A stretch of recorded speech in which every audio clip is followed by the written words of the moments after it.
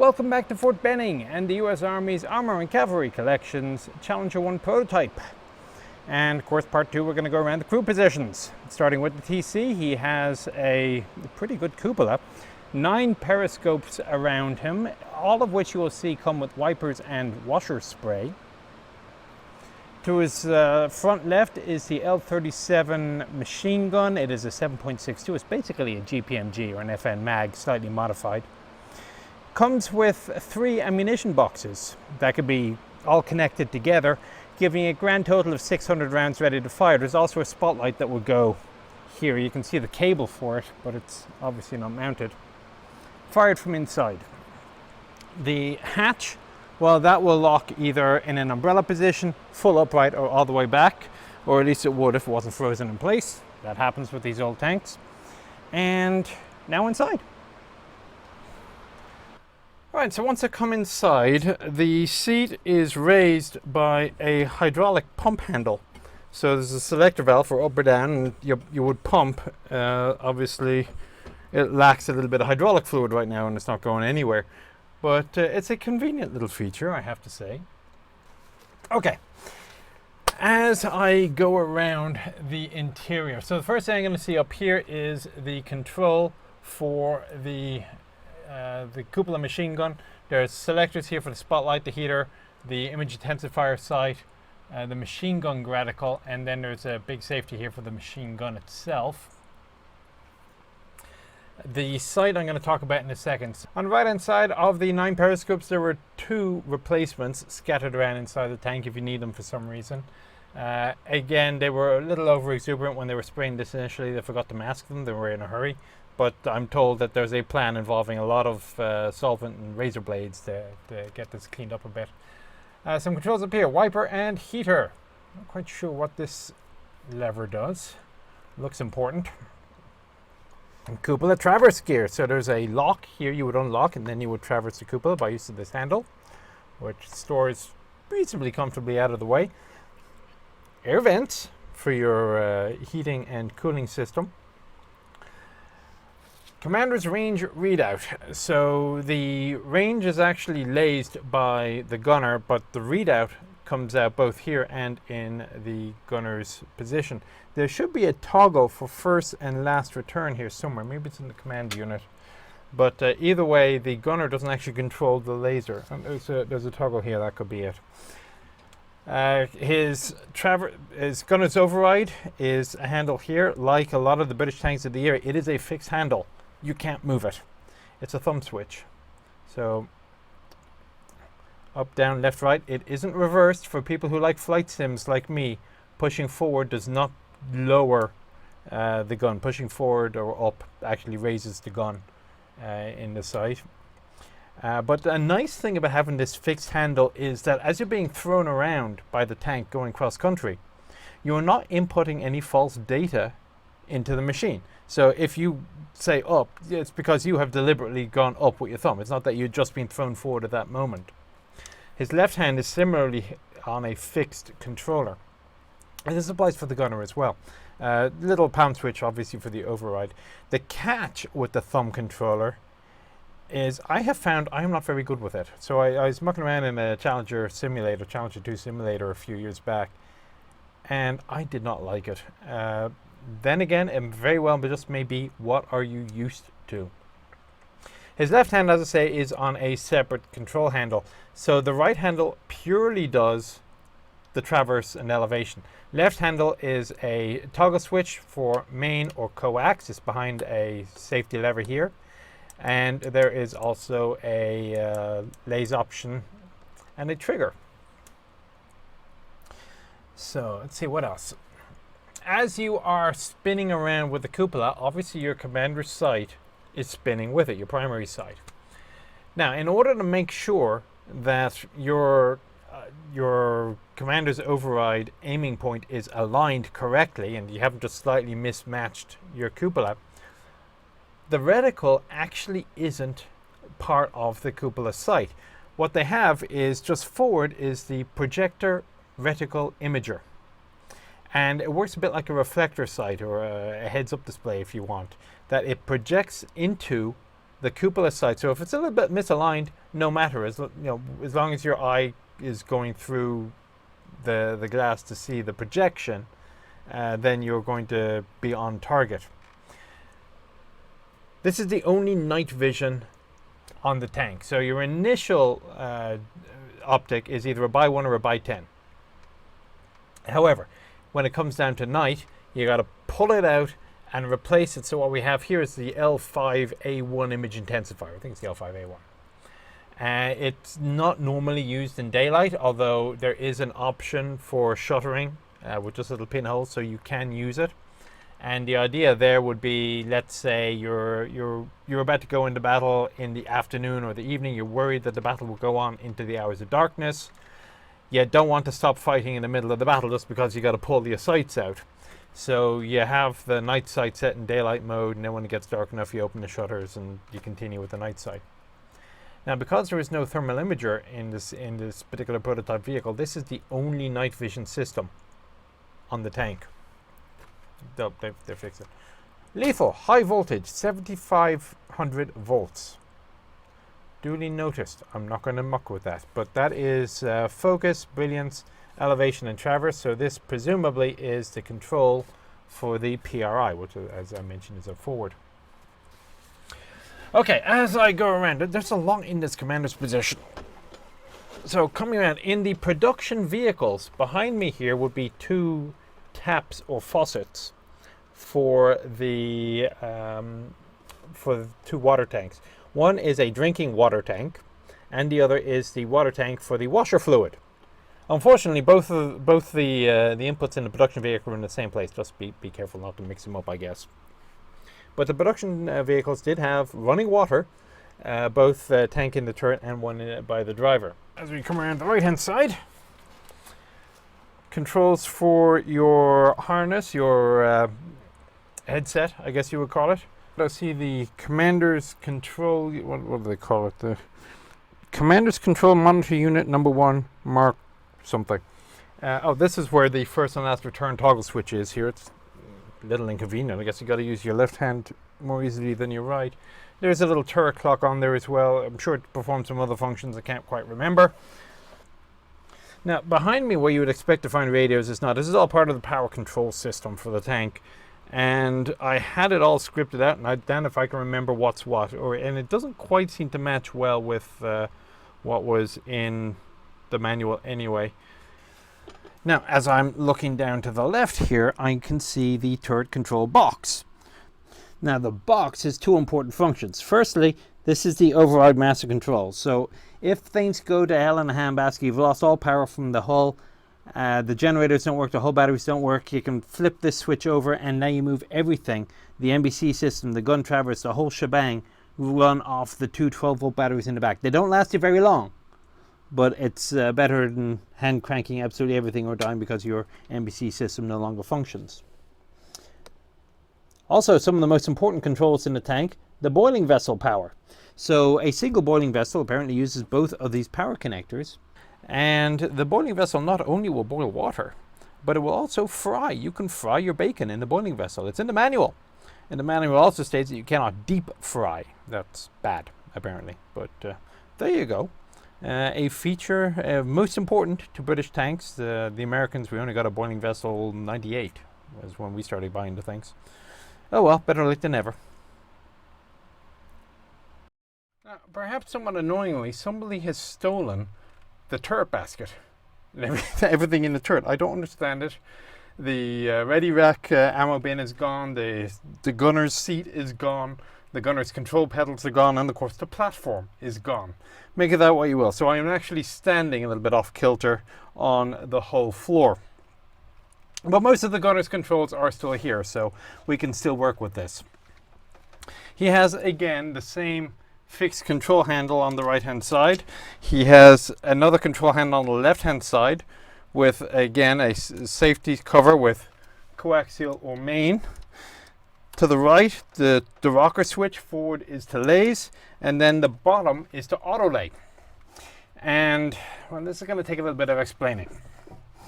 So the improved fire control system by Marconi, if I recall correctly, the way it works is you track your target, you lays.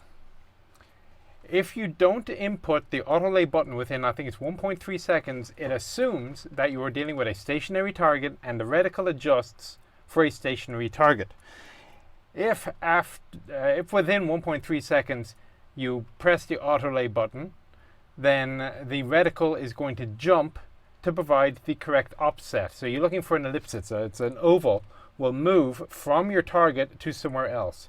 The object of the experiment is to bring the ellipsis back on top of the target, and that will apply the appropriate super elevation and lead. If you press and hold the auto lay button, the computer will do that for you. And as long as the target is more or less going in the same way, same direction at the same time, your ellipsis will be on the target. You pull the trigger, well, you yell firing now and then pull the trigger. And you should get your hit that way. So it will account for lead, it'll account for, it's a modern fire control system. It just doesn't automatically lay unless you press and hold the auto lay button. It can also be used for HESH adjustment of fire. Now, I don't understand it. I've read the manual, I kind of understand the thinking behind it, but I don't understand how it works in practice. I couldn't figure it out in the simulator either. It's probably dead easy to somebody who knows what they're doing. Whatever. Manual traverse, manual elevation are located more or less where you would expect. We have a ventilation system. Stabilizer control up on the top right here. So the options are non-stabilized, well that's just non-stabilized, it's fixed in place. Stabilized, that's for gunnery on the move. Now the full range of elevation is plus 20, minus 10. But in a stabilized mode, in order to prevent shocks of the gun hitting the limits, the hard stops, it actually stops stabilizing at about 18 degrees elevation and 7 depression, as I recall. The next option is travel. And travel stabilization, it kind of holds the gun more or less loosely, but within a fixed elevation range of the turret itself. So it's sort of semi-stabilized. It's not stabilized at any point in the distance, but it's just designed to free up any excess wear and strain on the elevation system. Otherwise, so he can reach, and the commander can reach as well, in fairness, the two smoke grenade launchers on the right. Whole bunch of fuses. Down here is a what they call a battle mode option. Actually, it's a sort of a special fuse. You pull off this cover and you insert a special fuse for battle mode, and it's basically an auxiliary power function. Not to be done in training. Let's see, other controls. Azimuth indicator, heater, lamp dim, okay. Right, so I guess the next thing to do is to talk about the sight, the tank laser sight. Now this, of course, on a Chieftain would be pulled out for night fighting and replaced by another, but on the Challenger, because you're supposed to have the thermal observation and gunnery system, the TOGs, you wouldn't need to do this, but sadly this tank doesn't have it, and so you just have the night vision up top. Way it works, you got two different screens are in the two eyepieces. The right eyepiece is your actual sight with your gradicle and the ellipse for the fire control system. The left window will give you the readouts. It'll give you the range readout. It'll give you whether the laser is ready. It'll tell you the ammunition which is selected. And the fire button here, the big red button, that's for flashing the laser, or actually firing the laser. It's good for 4 pulses in 10 seconds. Then you get 6 for the next minute. And then you really have to start slowing down because the system will just overheat and bad things will happen. There is on here a counter for how many flashes you've done with the laser, how many pulses, and that's required by maintenance.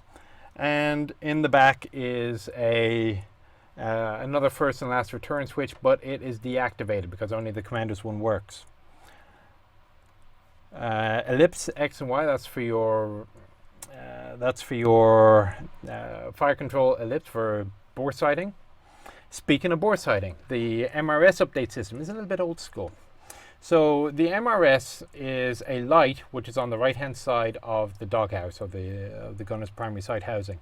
Flashes the light down to the MRS sensor at the end of the gun tube, comes back, and you compare where this light appears on your gun sight with the MRS. So there should be an MRS in and out toggle switch around here somewhere. Can't see it off the top of my head. but it's mechanical. So somewhere on the left hand side is, on the gun mount and on the trunnion, are two little lines that have to be absolutely perfectly aligned in elevation for you to do your MRS update correctly. If those are not absolutely perfectly aligned, then your MRS update doesn't work. And the computer doesn't, well, there is no computer, the system doesn't do it for you.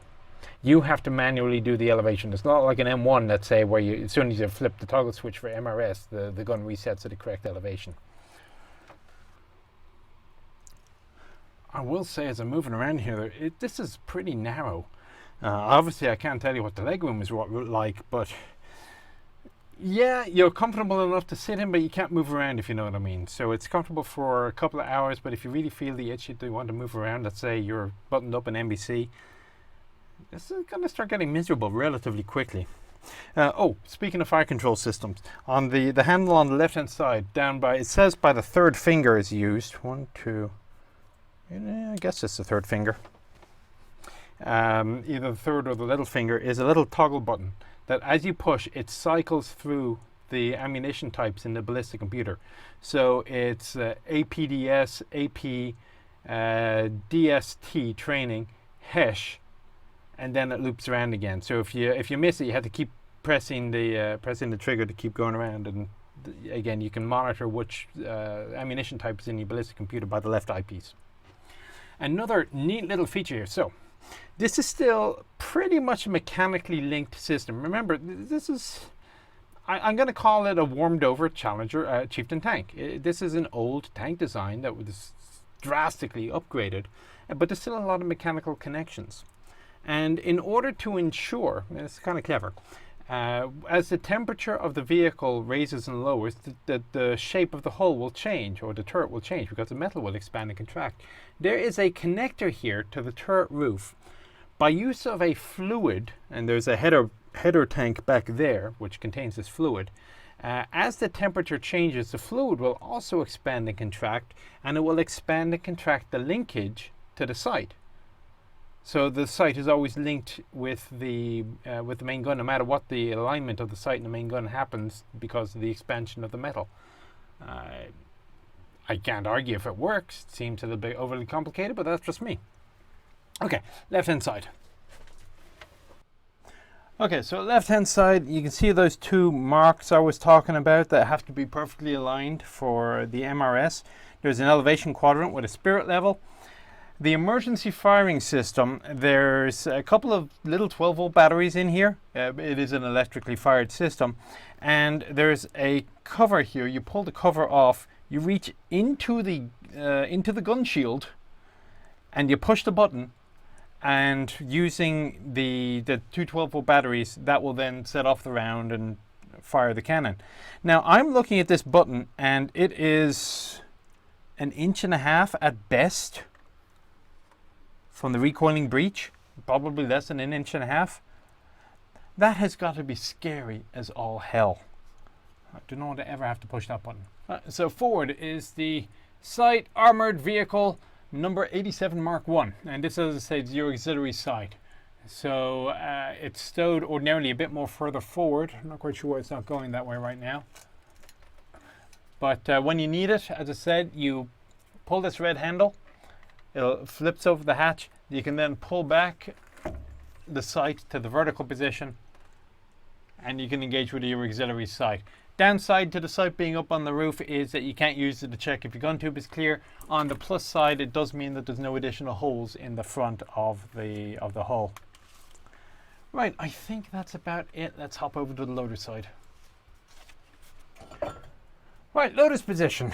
A lot roomier without things like the turret basket, ammunition stowage, or even the safety shield. It's a little bit odd. Okay, so, of course, famously, this is 2-piece ammunition, 3-piece ammunition. The manual says it's 2-piece, but you do need 3 pieces to fire. First, you need the projectile. So you take a projectile, you ram it in. Then you take a bagged charge out of one of these bagged charge stowage bins around the bottom. So the projectiles are generally stored above the turret ring, and the charges are down below. They come in 2 sizes. There's the fin size, which is basically a huge, big, long bag. And there is the other size for HESH or smoke, and I guess canister. There is actually a canister round for this gun. The L35 A1 comes with, I'm trying to remember, it's like 1800, a combination of 1800 pellets and balls. But anyway, you can fit 2 of those half-size bag charge for HESH or smoke into one of these same canisters, and they just flip open. It is wet stowage, so around the charge bins is a container of basically water and antifreeze, as I recall. You fill them up at the 2 little ports here, and they do exactly what you would expect. If there is a fire inside the ammunition compartment, if it's penetrated, not the ammunition, the propellant, hopefully the water will put it out. There are 1, 2, 3, 4, 5, 6, 7, 8, 9, 10, 11, 12, 13, 14, 15, 16, 16, 17 of these things scattered in the hall. There's also, I believe, 5 are located in the loader's ready rack, which is missing. Now, if you watch footage of these guys loading, you'll see they're not actually any slower, really, than a single piece rounds. And there's a couple of reasons for this. Firstly, it doesn't really matter, because these days your engagement process is probably more determined by how long it takes you to acquire and engage the next target than it is by how quickly you can load the round. Secondly, compared to a modern 120, the 2-piece ammunition, the manual says it's 2 pieces, in reality you need 3 pieces to fire, is pretty small and handy. So the projectile is yay big. The bag charges are yay big. You can pick them up with one hand.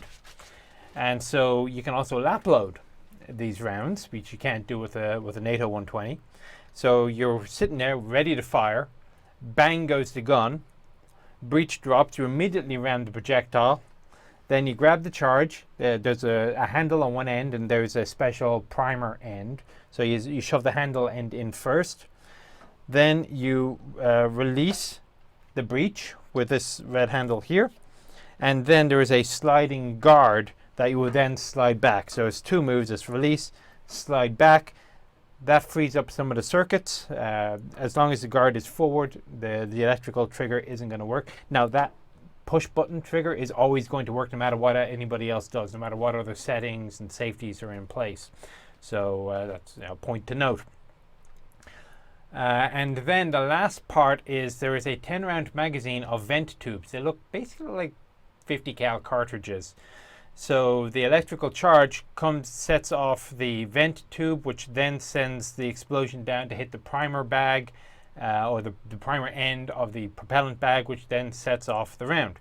Now, you don't have the shell casing to seal all the gases in. So there's an obturation ring in between the breech block and the breech itself, and that is what expands and seals the gases. Now that has to be taken out and cleaned every now and then. Speaking of taking things out, you can see this hook up here. So the way you drop the breech block on this is you'd fully elevate it. There are 2 breech opening mechanisms. So there's this big breech opening handle here. That's if for some reason you have to open the breech, you pull this down and that'll drop it. But for maintenance, there's actually a hand crank that you put down here, and you crank it, it'll go even lower to drop. So you can put it into a set position, lower it to drop. You hang it off this hook here. Lower the entire breech to max elevation. The breech block is now resting on the ground, and then you can raise the breech out of the way. So that's how you deal with that thing, if I recall correctly. If I have it backwards, if it's the other way around, then I'll let you know in the comments, but I'm pretty sure that's the way it works. Other things, there is a big red handle here, and I can't remember what it does. Sure, it's not important. Big red handles never are. More projectile stowage forward and left. He has a single periscope, which will rotate. Ammunition for the coaxial machine gun. It's also an MAG variant. It's the L8A2, I believe. And quite what the difference between the GPMG up top and the GPMG here is pretty minimal. Mainly revolves around the buttstock group. The one up top can be converted to infantry role if you have to dismount the vehicle. I think that's about it for this? Oh, safeties. So up here is live or safe. So again, as you're mucking around in here, if you have it on safe, that disables the power traverse and elevation. There is a loader ready light, which ordinarily will be mounted here. So when the gun is armed and the shield is back, the light will come on, letting everybody know, hey guys, the gun is armed. So if for some reason you have the gun loaded and you don't shoot, you want to unload, you better hope you don't have to do it, but if you have to, you drop the breech, you remove the vent tube magazine, you then pull out the propellant bag. The projectile, of course, is still rammed way up at the end. The manual says call REME, and the mechanics will come get the round out. Now, frankly, I think all they're going to do is just going to get a bell rammer and push it out from the far end, which strikes me as being a crew level task, but there you go. Now, for those who think that is a major disadvantage, it isn't. Even with one piece of ammunition, if you have to change rounds in battle, just pull the trigger. It's a much faster way of getting the tube clear, so you can put the correct round of ammunition in there. So you can't change the ammunition type. Overrated problem, very overstated.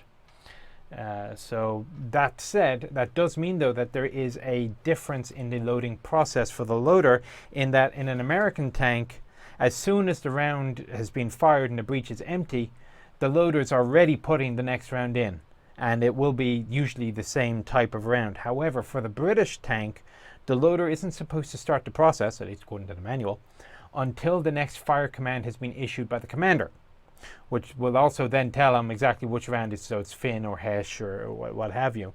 At that point, he will then place the projectile, which hopefully he's holding already, if he's got the right one. He will then put that into the breech because they know they're going to fire it. So I guess battle loading isn't a thing unless it's like World War III. So small little difference there.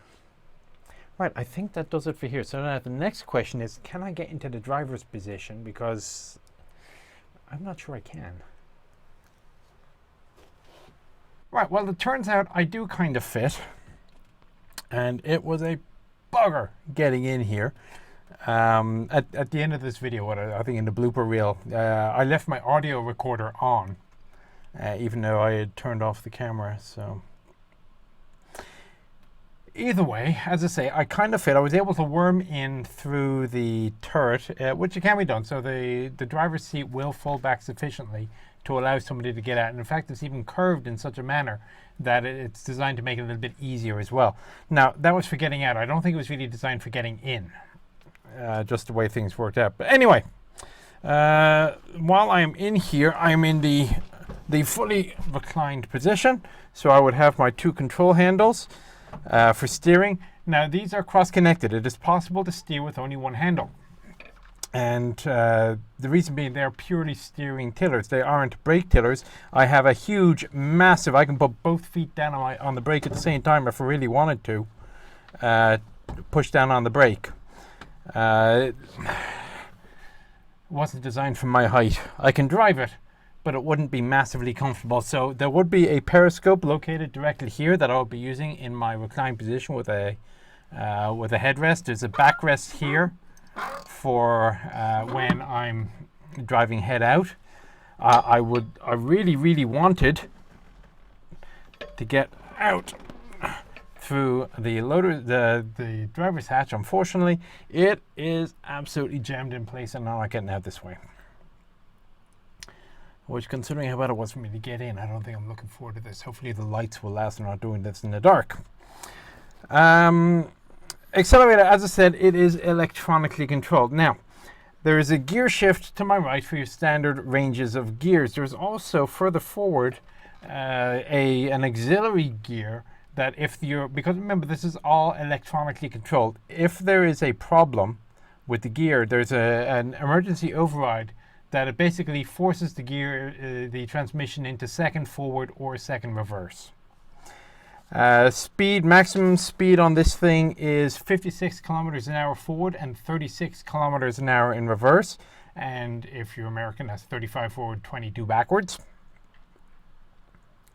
The manual does note that if you are going downhill with a tailwind and it looks like you're about to exceed 37 miles an hour, stop, don't do it.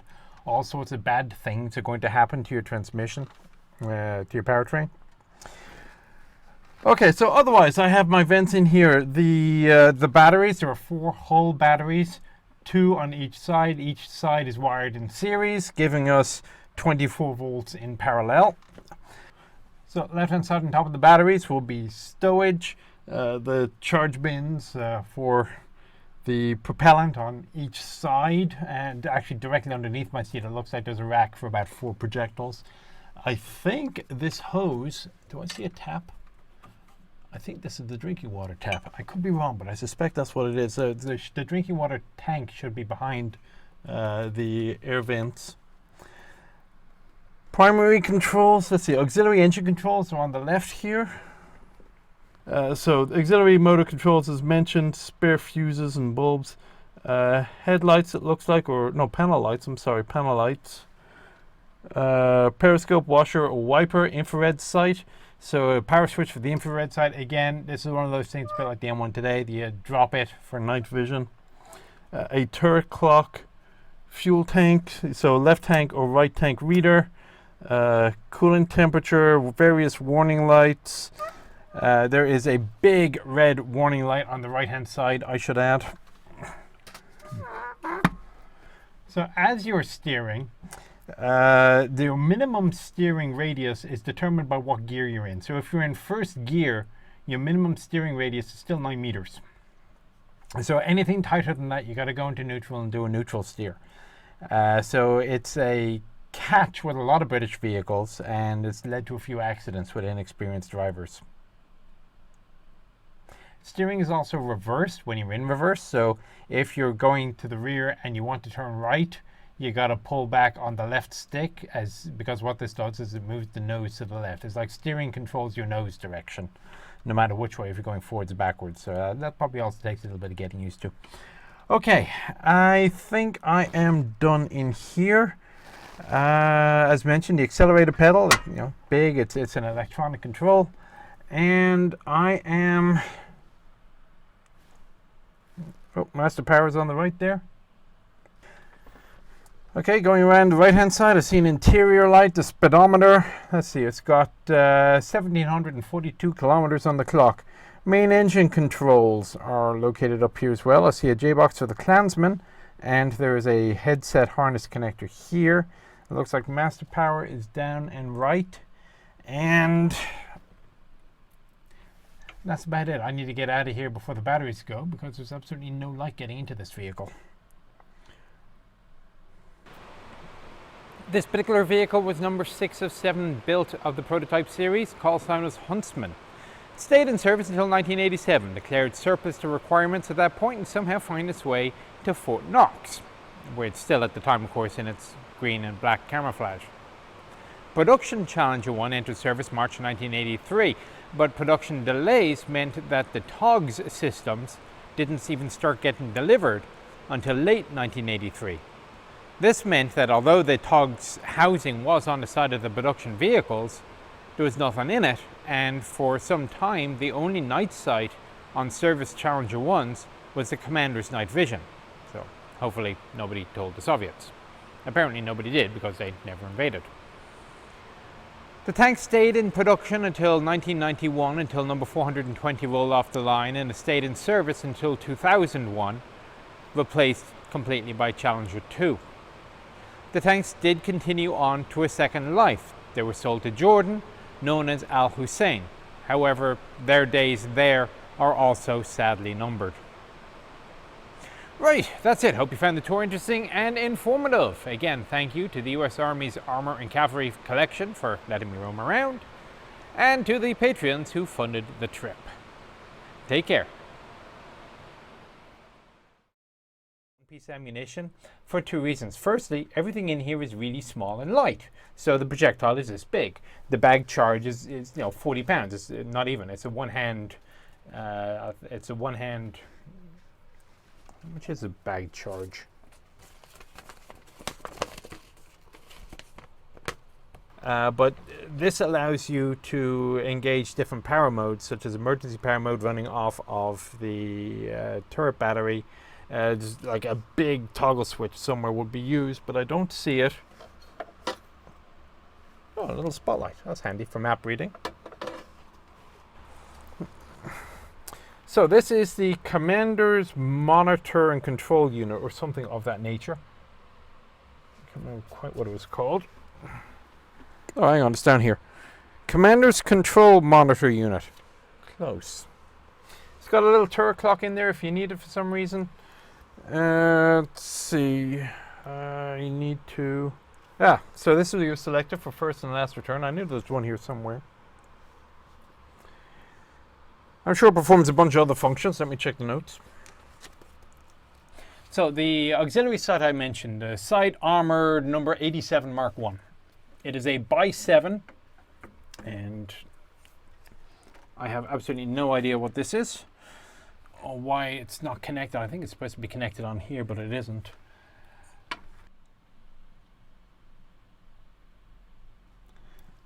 It doesn't look that bad, but trust me, it is. You see, it's 1, 2, 3 projectiles beneath.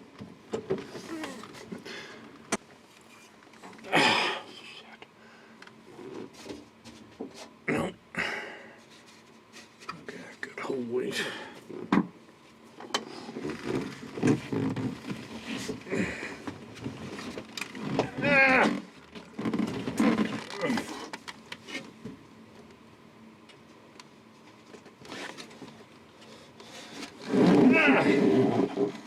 That's the end of this shirt.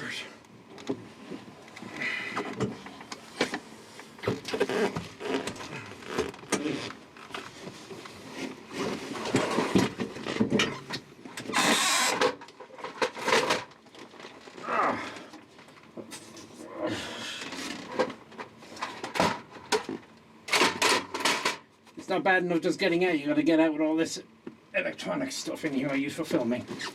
Ow!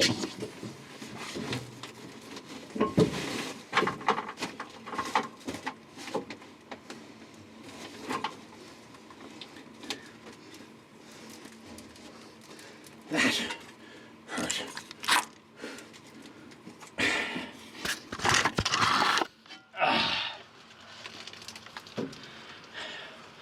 I got nothing, mate. Oh, look. The refuse port.